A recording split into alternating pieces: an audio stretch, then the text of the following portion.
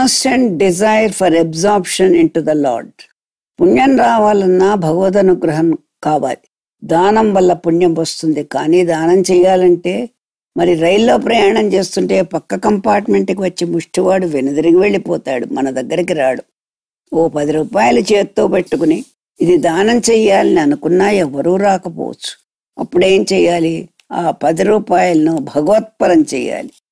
భగవత్ చరణాల వద్ద దాన్ని పెడితే ఆయనే ఆ దానం, ఆ పుణ్యం వచ్చేలా చూస్తాడు. ఆయన అనుగ్రహం అత్యవసరం. తర్వాత ఏదో ఒక సంస్థకో ఒక చారిటీకో 100 రూపాయలు ఇవ్వాలని అంటారనుకోండి, 2 నిమిషాల్లో బుద్ధి మారి 100 ఎందుకో 50 చాలు, 10 చాలు అని 10 రూపాయలే ఇస్తారు. అంటే మొదట 90 రూపాయలు రుణపడి ఉన్నామని మర్చిపోకండి. మొదట తీసుకున్న సంకల్పమే వ్యాలిడ్. అది చచ్చినట్లు ఇచ్చి తీరాల్సిందే.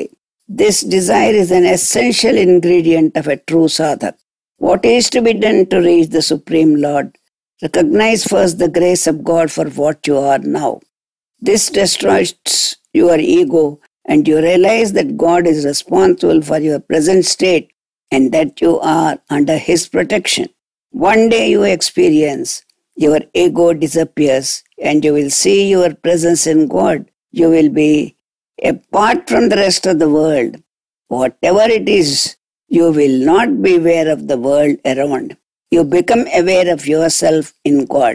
This is done only by constant awareness and recognizing the force of God for your evolution. When you are in God, you are definitely reaching Him and getting absorbed into Him. Awareness of God itself leads to this. In this awareness, you have proved yourself safely in the hands of or on the lap of God. Therefore, by awareness, you have realized the reality which was already there, and that realization prevents you from all. Equipping the chitta. What is the purpose of discourses? We are educating the consciousness. Chitta is loaded with ultimate truth. When chitta is able to stop flowing outward, it is capable of taking a direction provided inherently within it, imbibed into by Guru's teachings, which will go into the core of chitta and lend it a direction. Here, it is an equipped chitta, stopped flowing outside. It looks at the soul. The teachings are stored in chitta. Chitta is capable of looking at it and that the direction is ready, objective very clear, and reaching the goal is imminent. There is chitta, there is chaitanya. Chaitanya is flowing out. Stop flowing. It is static. It is inevitable, turning inward and into the cave. The line is back into the cave. Intense desire is required. If there is a strong desire, no evil can enter into your mind or chitta and take you in the wrong direction. A meek, mild, weak, passive desire for moksha is not the deliverer. It waits to be awakened into dynamism. A strong desire, what is known as Vedana, is required. The chitta must have an yearning, a longing to have the darshan of the real self. Darshan of the real self, it has had done the trick. Once there is darshan, chitta does not get tempted by any outward experience of this prakriti. Remember one thing, all the evil desires, all the sins are born out of identification with the body. Far from the evil tendencies and commissions of the sin, even attention to material happiness is supposed to be a disturber. All happiness is related to body and mind. Mind in the body says it is happiness. Chitta is really not happy in these material objects of the world. Eating tasty food, drinking a satiating cool drink, or having a nice bed to sleep on, these are all the comforts of the body. Comfort is different from happiness. Happiness is that condition which is derived when its objective is fulfilled. These are not objectives. You are hungry, you have eaten. That's all about it. How can chitta be happy? The yearning of the soul for ultimate realization is inherent in itself. This has to be intense, and the giver of such power is inside. When you call Guru into your consciousness or the power of Guru, things become different. The nature of Guru is his power. You call him into your chitta. Guru is Chetana. Chitta or Guru is Jnana. Therefore, that dynamism of Guru inside him is concentrated and attached to Atman, which has been identified with Paramatma by his chitta within himself. Install him and your chitta reverberates in the same direction with the same wavelength. Guru is the Chaitanya in the right direction. It is not a separate, lifeless object. Our interaction with the outer world is at the mental level, though the senses and the organs of the senses of the body, chitta is an inward internal threshold. The innermost threshold is a sanctum and there is Jivatma. Mind is trying to mislead you into selfishness, wrong and adharma. Curb it. Dharma and adharma are related to mind and body. The results of dharma and adharma are happiness and sorrow of chitta. Mind does not suffer much. Chitta suffers. By passivity, empty it, wash it, then chitta shines. How can chitta shine? Chitta is the medium in which brightness and effulgence of Atma can pervade and manifest. The source of this brightness is Atma. The effulgent light is reflected as light. Remove the impurities once for all. It is a life of sadhana. I don't find any great difficulty which is insurmountable. The power of the desire to look at yourself as Paramatma, to realize your soul through your chitta is a great strength given to chitta. Its inherent wrong tendencies, already understood as weaknesses, are automatically weakened by the power of the strength of the desire. Intense desire is a grant of God through prayer. God loves everyone, absolutely not concerned about anyone beyond the limit of prayer offered to him. In spite of love, he will not interfere if there is no prayer. If there is a prayer, through the extent of prayer only, not a little more. Prayer is a technique. How should we live? Master is the maker of men. Jivatma indriyamalato Brahma chestadu. But to suit the particular need of humanity, Brahma cheyadu. ఆ మెటీరియలే తీసుకుని master వేరే సృష్టిస్తాడు. ఒక్కోసారి intellectual teaching, మరోసారి silent working. Languageless books కూడా ఉంటాయి అంటే pure knowledge. How should we live? We should appear to live. కళ్ళు మూస్తే మనలో మనం ప్రపంచం చూస్తే మళ్ళీ ఐస్ క్రీమ్ గుర్తు వస్తుంది. You must appear to be living in everybody's world while living in your own. This is the most beautiful way of living. Normal లివింగ్కి కొన్ని నామ్స్ ఉంటాయి. Best way of living should be adapted if you have to live in society. Activity of mind, thought switch వేస్తే పోయినట్లు పోవాలి. సాధనలో ideal stage, కళ్ళు మూసుకుంటే mind పోవాలి. Later it may fall asleep because of the absence of mind, but it is not due to sleep. Subdue senses. If you think you are not the body, how can you consider the pain or pleasure happening to it to be real? Remaining firm in the realization that you are not the body and going through the pleasure and pain that the body experiences is the state of Janaka. Therefore, if I tell you you should not eat that food or take that drive or visit this park and so on, it means that I am considering your body to be true. The Guru will not do such a thing. If you like a chocolate, eat it. In fact, it is your tongue which likes it and not you. It has no bearing on the inner man. There is no one-pointed attention on such activities. Do we desire all that we see? Do we need all that we hear? Do we keep on walking in the bazaar to buy chocolates as if that is our only duty projected? So if I say that a blemish occurs to you, if your body experiences some pleasure, it is as good as my confirming that you and your body are one and the same. Separate your body from yourself and go through life. Wear good clothes, hear good music, eat tasty food, or see wonderful sights. If you so wish, do it. But you should not take particular care towards enjoying such pleasures or develop intense desire for them. In such a case, you get involved in them. It is up to the individual to mark his own line. When you cross it, know that your senses have dragged you to the other side. When I remain as I am, I need not bother about senses wandering hither and thither. All that I have to do is to avoid running behind them. What do they wear?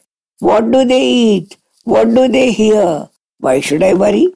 If I go behind them, it means I am led by them. There's a horse-drawn carriage. You are in it. It appears as though you are driven here and there by the horses. But actually, who is driving the horse? You.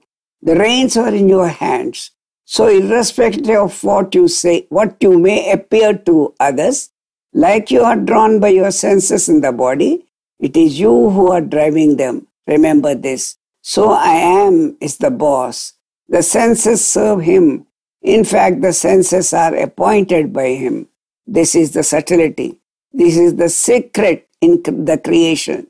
Those who function in accordance with this, irrespective of the number of births they make, whatever they do, whatever they draw themselves in, and whatever pleasures they may enjoy, keep there. I am totally unaffected. They never get indebted to their senses. On the other hand, it amounts to their answering the prayers of their senses and blessing them with what they want.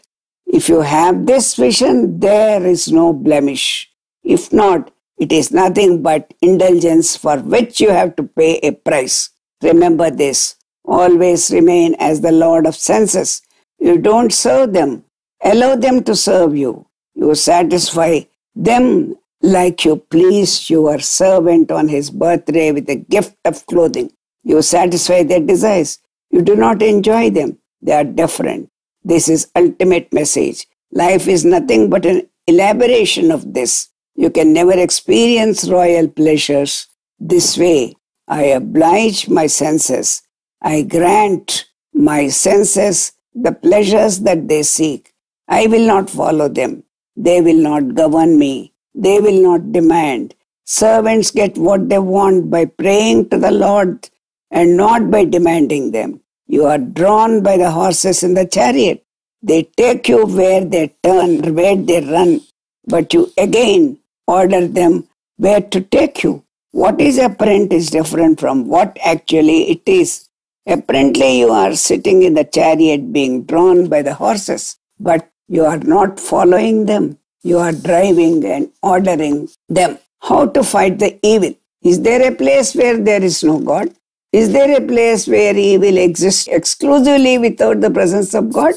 Then God must be incomplete. It is not so.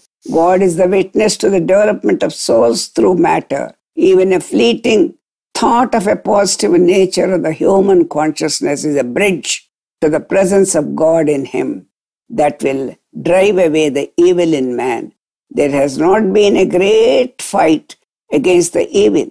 The fight is entrusted to God. It is not through the power of saint or sage that the evil man, the sufferer, to God to fight the evil in him or around him. This is all that a man has to do. This is all that one can do. You are applying to the most powerful element or the greatest truth in this world to destroy the element of evil. When you embark upon the job of destroying evil or the results of your past evil karma, all that you have to do is only to think of him. What has he done? Nothing visible. But the whole thing changes. The atmosphere or the environs undergo a change automatically. From where does this change come? The God was already there in the environs. We were only looking at the evil. It is our nature to pay attention to those who are making faces at us than to those who are giving us loving smiles. It is our nature. We are made like that. We have to have great faith in the presence of God and also the nature of God. These two are very important things. They are observers and the reverse of the same coin.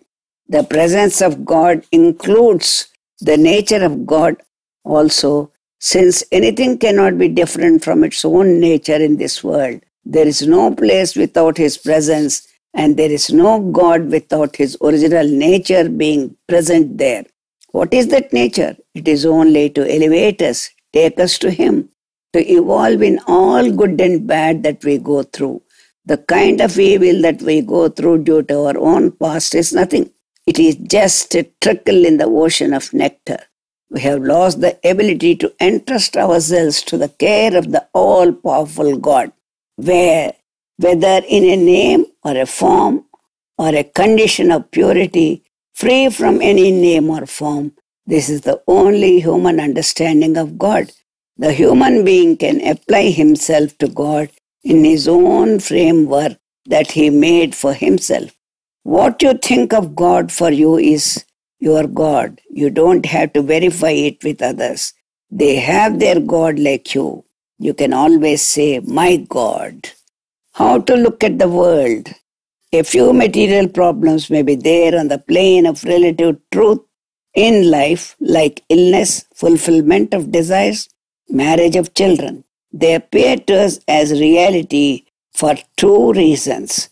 First, we are seeing only them as present. We are not seeing God as present. Secondly, problem is a name given by us to what is only a circumstance. We give it a name and we start reacting. Even death is only a circumstance like birth, injuries, illness, again, aging, loss, gain, happy occasion. Well, everything is a circumstance only. Look at the phenomenal world as mere phenomenon with no inherent quality in it like good or bad in itself. You call it good and bad and give life to it. That is Jnani's way of looking at it. That is wisdom. When you look at the material life as nothing but a passing phase of insipid and tasteless circumstances with no reality in it, it starts changing as well because it cannot touch you. It has no power over you. It fails, it withdraws, it regulates, and it changes. It fails, it withdraws, it regulates, and it changes. The Jnani can order things in this manner because he defies their attempt at holding him. He does not react. He does not take cognizance of its presence. To him, it is only a circumstance. Yesterday I was youthful and today I am suffering from arthritis. So what? It is only a circumstance. Life is nothing but a series of circumstances. It is nothing but a passing state of things. Give any importance to it, you are trapped in its groove. Everything is relative and nothing in this world is absolutely true. Our attitude and understanding will have to change. Have faith in God. Think of His presence in you in whatever form and name that suits you. No one can say any untruth about God. Even when He says that there is no God, it's not able to say any untruth because He has mentioned the word God. In that sentence He is present. I am that everything. I am that which reduces everything into nothing. In me you live, with you I am. I am before you, behind you, above you, below you, and I am in you. You are nothing that which does not exist at all, and you are not noticing that which alone is. God does not dismiss the world. It is true for you. Hence, He responds to your prayers. Watch the circumstances. You will find that there is an undercurrent to all this, which does not undergo any change. Life is nothing but circumstances. They keep moving on the unmoving screen. While you see the pictures moving on it, look at the screen also. What does watching circumstances mean? It is seeing God in Prakriti. Enjoy the world. Enjoy nature. Everything is His gift. What is wrong in living this world with awareness? That's not indulgence. Can you be something different from God? Can you be something which is not God? What is sickness? Are you going to remember your sickness or me? Body is not holding you, but you are holding the body. Drop it. Now, when you get into that dimensionless dot, where is the body? Who are you there? God pervades all. Can't you look at things this way? Is there any alternative to it? I want you to look at yourself the way I look at you. Yes, you don't exist to me at all. So be it for you too. Where are you before me? What is sin after all? Murder, loot, rape of 10 births. It is dismissed the moment you have reached me. They don't exist at all. Even the sin, not only of this earth, but also of all the births put together, is trivial. Even the evil becomes eventually ineffective in the casual contact with the master. God does not consider the worldwide acclaimed evil as evil at all. To him, it is nothing but a dot of ignorance. It is separated from the soul. All those evil forces which are likely to obstruct the course of the seekers have already been destroyed. You must have your undivided attention on the great force called Master. Live in this world with the awareness that everything is floating upon the background of that which is unmoving. Enjoy without indulgence. Experience everything. Be a witness to all that is happening to you. See God in Prakriti. See God as God. I am that God. See me as you should. When you see me, now you are only looking at my body with your mind. That makes me just one more human being. But is that all? Meet me there where I am without body, where I am yourself. How? Your eyes cannot see my reality. Let the seer in you look at me. That which makes your eyes see, let that look at me. To begin with, let the mind ask the seer to see me. Later, the mind can also see me. Yes, the eyes can also see the reality of Master. You are not different from me. You are not that God. When you look at Kailas, how can you continue to exist? What are your sins before it? You have to leave them behind and look at Kailas only. When you own them, they become real, and then you have to go through the entire story of karma, washing, rebirth, and whatnot. Disown them, they disappear, and you are standing before the Master only. When you can own unreality and make it look real, can't you own reality that is standing before you? Dismiss yourself and be me. భావనే బంధన హేతు. ఒక ప్రశ్న, ఒకసారి సంతోషాన్ని అదే మరోసారి దుఃఖిస్తుంది, కలిగిస్తుంది. ఏమిటది? దానికి గురు సమాధానం. అట్టిది అవిద్య. శాశ్వతమైన శాంతినివ్వకపోతే దాన్ని వదిలిపెట్టండి. పరిమితమైన మనుష్యుని జీవితంలో కాలహరణం లేకుండా త్వరలో ఒక సాధన ప్రారంభించడం కర్తవ్యం.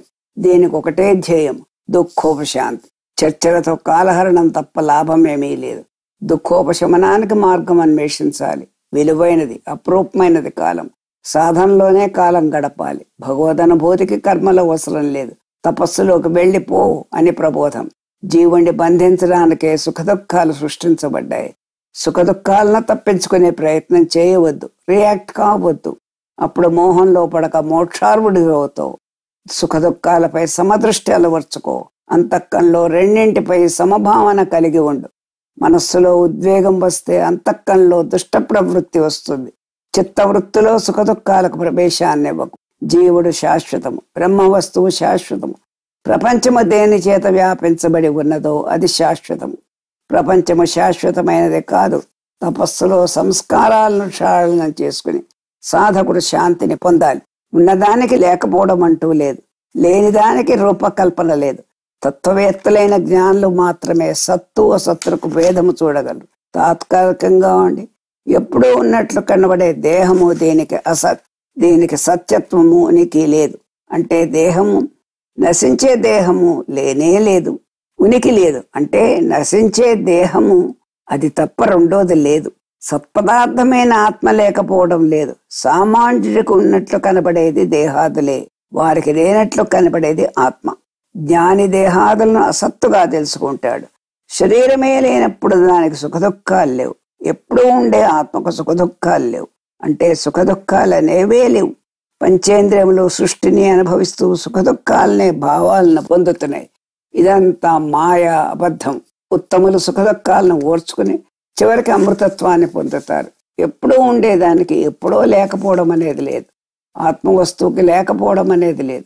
నశించే లక్షణం కలిగిన శరీరంలో ఉన్న ఆత్మవస్తువు నశింపులేనిది. పంచేంద్రియములకు బుద్ధికి తెలియని ఆత్మవస్తువుని తెలుసుకోవడం ఎలాగా?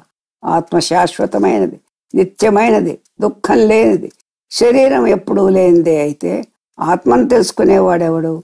దుఃఖోపశాంతి ఎవరికి? మృత్యువుని జయించేది ఎవరు? మృత్యువు ఉన్నది శరీరానికి. దానికి అమృతత్వం వచ్చే మార్గం ఏదైనా ఉందా? ఆత్మకు దుఃఖం, చావు లేదు. కానీ ఇదంతా తెలుసుకుని బాగుపడేవాడెవడు? దేహంలోని ఆత్మ సర్వత్రా ఉన్నది. దేహంలోనే కాక దేహం బయట కూడా ఉన్నది. ప్రతి అణువులోనూ సర్వాంతర్యామిగా ఉన్నది కనుక ఏ జీవుణ్ణి గురించి శోకింప తగదు. అందరిలో ఉన్న వస్తువు ఒక్కటే. జయాపజయాలు, సుఖ దుఃఖాలను సమదృష్టితో చూసిన వాణ్ణి కర్మ బంధించదు. వికారము లేని శస్త్రాస్త్రములతో బాధింపబడని, అగ్నిలో దహింపబడిన ఆత్మస్వరూపుడిగా నిన్ను నీవు చూసుకో. కర్మల్లో ఫలాపేక్ష వదిలి సమభావన కలిగి ఉండు. ఇది యోగం. ఫలం వచ్చినా రాకపోయినా వికారం చెందకుండా ఉండడమే సమత్వ బుద్ధి. కర్మ చేస్తున్న ఇమోషన్స్కి లోను కాకుండా ఉంటే ఎఫిషియన్సీ ఎక్కువగా ఉంటుంది. ఈక్విలిబ్రియంలో ఉండి తనలో తాను స్వస్థుడై ఉండాలి. బిసైడ్ హిమ్సెల్ఫ్ ఉండకూడదు. ఆత్మజ్ఞానంలో నిష్ఠుడై ఉండడమే జీవిత ధ్యేయంగా పెట్టుకుని జ్ఞానంతో కర్మలు చేయాలి. సామాన్యమైనదైనా అన్నీ తెలుసుకుని డ్యూటీ చేయాలి. అంతకన్నా బ్రహ్మనిష్టలో ఉండాలి. కర్మ కోసమే చేయాలి. డ్యూటీ అజ్ఞానము, అవిద్య, అశాశ్వతము, క్షుద్రమైనది అని ఎప్పుడూ అనుకోవద్దు. కర్మ ప్రధానం కాదు, దాని వెనుక ఉన్న జ్ఞానం ప్రధానం. జ్ఞానం వచ్చిన తర్వాత చేసే కర్మ ప్రధానం. ఇందులో నో చాయిస్. జ్ఞానము సంపాదించాల్సిందే, కర్మ చేయాల్సిందే. తెలుసుకుని కర్మ చేయటం ముక్తి హేతువు. కర్మలు చేస్తూ కర్మఫలాన్ని అనుభవించేది జీవాత్మ. దేనికి వెలుగునీడలనేవి రెండు ఉన్నాయి. అనిత్యములైన వస్తువులనే కోరుకుని వాటిని సంపాదించడంలోనే కాలము గడుపుతూ దుఃఖిస్తూ ఉంటుంది. అది లోపల ఉన్న పరమాత్మ వస్తువు సాక్షీభూతమై ఉంటుంది. అప్పుడే జీవాత్మ ఒక శరీరంలో ప్రవేశించి కర్మలు చేయగలదు. భగవంతుడు ప్రతి జీవిలో ఉన్నాడంటే జీవాత్మ పరమాత్మ అని కాదు. అవిద్యలో ఉన్న జీవాహంకారం ఒకటి. ఎన్ని జన్మలెత్తినా దీనిలో ఉండేది అది. జ్ఞానము, బ్రహ్మనిష్ట అనే పక్షికి రెండు రెక్కల్లాంటివి. బ్రహ్మజ్ఞాన ప్రాప్తికి రెండు మార్గాలున్నాయి. రెండు రకాల వ్యక్తులున్నారు. కర్మకు అతీతమైన జ్ఞానాన్ని కోరేవారొకరు. జ్ఞానం చేతనే ముక్తి వస్తుందని ఆ మార్గాన్ని అన్వేషించి అవలంబిస్తారు. యోగులు కర్మయోగం చేత బ్రహ్మనిష్టను పొందుతారు. ఇద్దరిలోని ధ్యేయం ఒక్కటే. పొందకోరే వస్తువు, పొందే వస్తువు ఒక్కటే. క్రియాపూర్వకమైన కర్మ చేయకపోవడం వల్లనే కర్మ చేయని వాడు కాడు. అట్టివాడు కర్మభ్రష్టుడు, కర్మాతీతుడు కాడు. కర్మాతీతుడు కావడం వల్ల కర్మ చేయకుండా ఉండాలి. కర్మ బహిత్యాగం వల్ల జ్ఞానం కానీ మోక్షము కానీ పొందం. అన్నేసే పనులు చేస్తూ మనసుతో మాత్రం అందులో ప్రవేశించకపోతే కర్మ చేసినట్లు కాదు. కర్మ చేస్తూ అందులో అసంగత్వం ఉండాలి. కర్మ చేయకుండా ఉండలేరు. కర్మకర్తృత్వ భావన వదిలిపెట్టాలి. మనసు ఇంద్రియాల్లో ప్రవేశించనేకు. మనసు ఎప్పుడూ బ్రహ్మనిష్టలోనే ఉండాలి. నిర్గుణ పరబ్రహ్మను ధ్యేయంగా పెట్టుకుని సకల కర్మలు చేయి. కర్మత్యాగము నీకు సాధ్యము కాదు. కర్మకర్తృత్వ భావన వదలటం సాధ్యమే. భావన బంధహేతు. కర్మత్యాగము, అజ్ఞానము వదులు. తర్వాత కర్మఫలత్యాగము, కర్మకర్తృత్వ భావన త్యాగము వస్తుంది. అది జ్ఞాన స్థితి. Duality. Duality is the absence of unity. As long as man is thinking of duality, he is never in a state of unity. It is a constant subconscious, conscious, mental, physical state of human being. He goes on thinking of this and that in a state of duality. What is truth? It is non-duality. There is nothing second. The first and the last thing is the only one. All the rest is unreality. Duality must go. Then what is there in the absence of duality? Peace, absolute peace. I am peaceful is one thing, I am peace is another. Peace and self should become inseparable. That should be achieved. How to achieve that? Remember the greatest truth that there is only one God. Another truth, He is all the time everywhere, which means He is in you, with you, and He is you who feels. As long as you feel, I am a human being, I am a sick man, you are weeping upon a bundle of untruth. It is your own making. That one truth pervades everywhere, manifest and unmanifest, static and mobile, living and non-living. All are filled with that one truth. What is the difference between a yogi and an ordinary man? The yogi also looks at the whole variety of the panoramic grandeur of creation. Does he not appreciate the difference between a rose and a thorn? He does, but he sees only the unity in both the thorn and the rose together. They are one and the same, appearing different. That is called peace. That is the state of freedom from bondage. The whole thing is our perspective, our ignorance of unity. The man who sees the plain canvas through the painting without getting stuck with the picture sees the truth. Ability lies in looking at the painting and looking through it to see the plain canvas at the same time. That's yogi's state. Yogi is not blind to painting. On the other hand, he has a powerful vision that penetrates the painting also. That is Advaita. Brahmajnani attains this state. His senses are perfectly all right. Physically, he is healthy. This stops with the senses of the body and the mind that accompanies them. But beyond mind, they don't reach Chitta. He is in a state of unity, a non-dual state. He is one with the unity. God is like that. God is not understanding any change from place to place, from circumstance to circumstance, location to location, matter to matter. A terrible inferno is burning down the city to ashes. He is there in it. Flood is inundating the country. He is there in it. Stars are shining brilliantly at a distance. He is there in it. The sky between a star and a star. He is there in it. The brightness of the star is He. The darkness between the two stars is He. Try to understand this. This is absolute truth. Slowly develop this kind of attitude to everything that you look around. Certainly take cognizance of what you see. Your mind can be alert. Still, the non-dual state should be constantly attempted. After realizing this, you will never be able to say, I am happy, I am unhappy.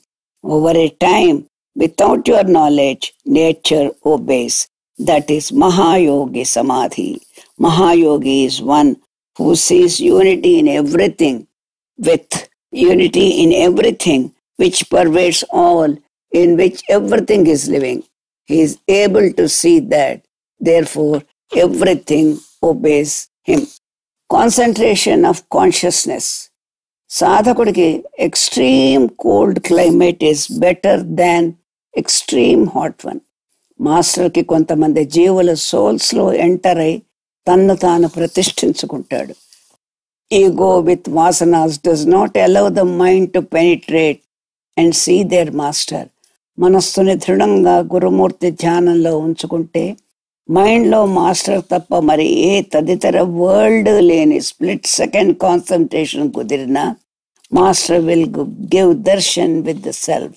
ఇది కోట్ల సూర్య తేజస్సుతో ఉంటుంది. ఈ stage శాశ్వతంగా పొందడమే సమాధి. దీన్నే concentration of consciousness అంటారు. This is not concentration of intelligence. It state పొందడానికి మనం ఎంత ఎఫర్ట్ చేసినా మన ఎఫర్ట్తో పొందలేమని తెలిసి గజేంద్రుడి వలె మాస్టర్ని పిలవాలి. అట్టి ఆర్తితో కూడిన పిలుపుకి ఆయన రెస్పాండ్ చేస్తారు. ప్రపంచం నుంచి దూరం కావడం, మనస్సును మాస్టర్మయం చేసుకోవడం, ఆర్తితో పిలవటం.